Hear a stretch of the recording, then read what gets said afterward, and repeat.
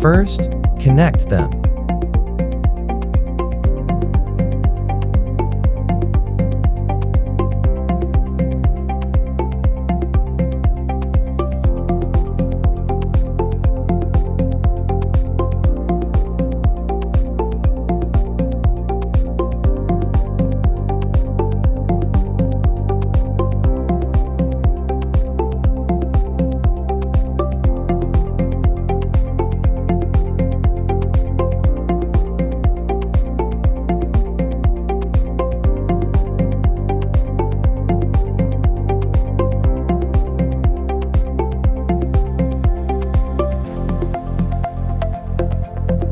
Finally, turn on the power.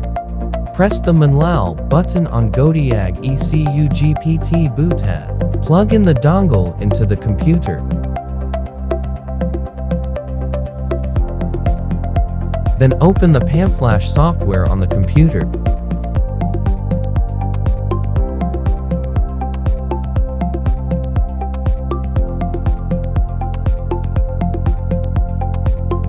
Select the ME7.9.8 option to start recognizing.